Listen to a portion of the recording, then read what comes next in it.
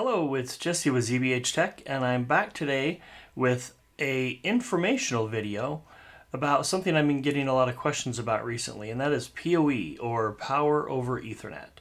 What is it? How to use it? And how can it help you? So let's go over those items. I also want to show my simple little setup here in my home network of how I use PoE and how it helps me out. If you find this content useful, I sure would appreciate if you would like this video and subscribe to my channel for future videos. I do videos like the one I'm doing here. I do tech review videos and even the occasional hot tub video. So just a hobby I have. Anyway, stay tuned. Let's get with it and see you on the other side.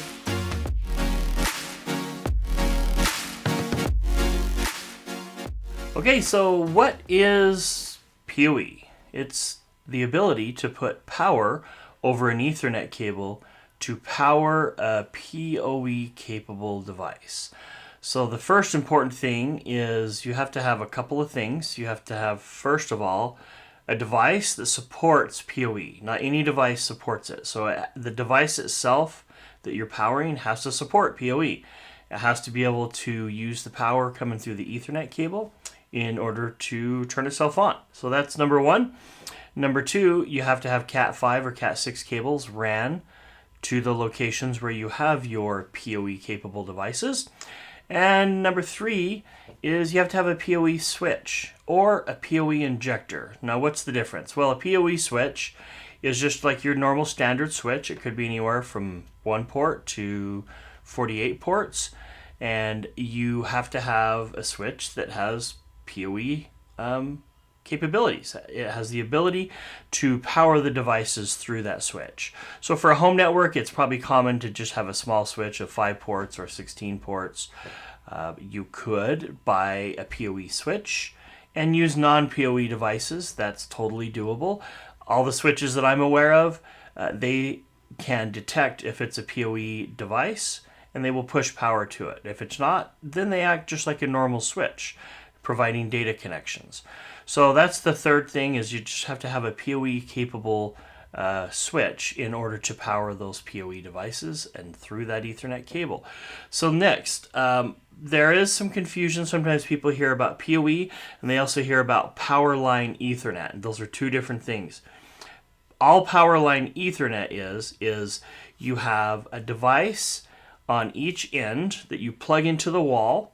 So you would have one where your network connection is. You plug it into the wall, you run a cable to your switch, and then it pushes the Ethernet connection through the actual power lines in your facility or in your home. And then the other end, you have another plug where you plug an Ethernet cable in and then to the device. Doesn't power the device. It only provides data connections through your power lines of your home. So instead of running an Ethernet connection from your DMARC location, like say where your switch or your router is, instead of running an Ethernet cable from there to your device, whatever that device is, you could use this device to run the data connection through the power line, and therefore eliminating the need to run a dedicated Ethernet connection. So that's what power line Ethernet is. It does not provide power, only data, but it uses your existing power lines in your home. I've used these in the past. I have had mixed results. Most of the problems I have is that instead of a gigabit connection, it drops it down to like 100 meg. The duplex sometimes goes down to half instead of full, meaning it can't send and receive data at the same time. So it kind of is hit and miss. If it works for you, great. If not, an Ethernet cable is always the best way to go. Is PoE safe? Absolutely. As long as you've ran your cables properly, there's not kinks or you don't have them, the insulation is stripped off the cable. I've never really heard of a problem. It's a low voltage situation. Usually between 40 to 50 volts is all that's getting pushed to that device. So it's a low voltage. Never had a problem. So it is safe. It's a safe technology.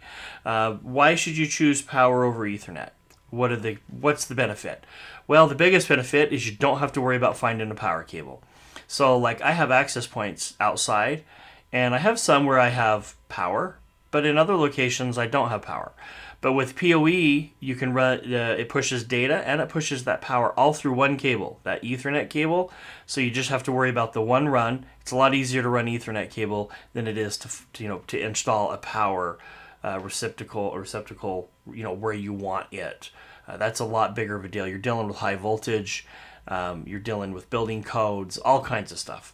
Since Ethernet and PoE is low voltage, you don't have to really worry about that stuff. Just make sure you buy the right kind of cable, meaning if it's going to be outside, buy an outside rated cable so that you don't have to replace it, because indoor cabling, it has a lot less insulation and shielding than outdoor cabling. So make sure you have the right cable. That's the next thing. So the ease of use, the ability to get rid of that separate power cable. That's really the biggest benefit in my mind. So, and then what kind of devices can you run with PoE? Lots of different devices. Security cameras, access points. There are several different kind of IoT devices. The main ones, though, are security cameras and wireless access points. So those are going to be probably the big ones that most people are going to use those for. And that's pretty much it as far as those, which devices are capable. Just make sure when you buy the device it says PoE capable. Okay. And then I forgot to mention what a PoE injector is. And so I just want to briefly just mention, I'm going to get a PoE injector and then I'll show you exactly what it is. But basically it only powers one device. So an injector, a lot of times you can buy if you just have one access point or one security camera. If you get multiples, it can become cumbersome. You have to have power outlets for them. But a PoE injector just basically injects power into the Ethernet cable for one device only. It's not a switch, but it will handle the data and the the PoE connection, but only for one device. So let's go ahead and grab one of those, show you what it is.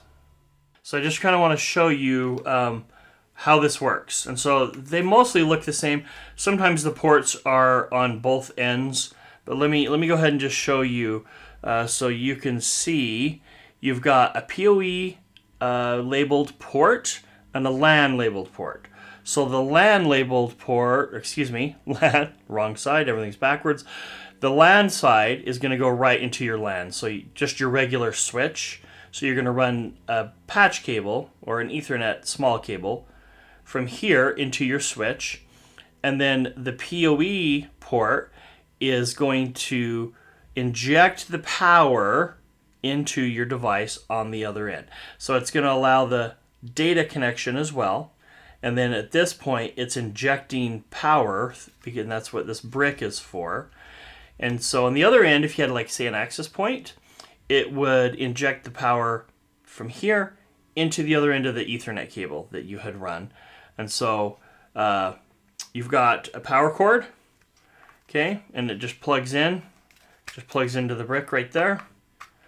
And this brick, and it will only do one device. That's the key. The injector does one device. Sometimes when you buy an access point, it could come with this, and then you wouldn't need to buy a PoE switch. But if you have multiples of these, sometimes you start running out of power connections if they're all together. And so a PoE switch is more convenient and a little easier to manage.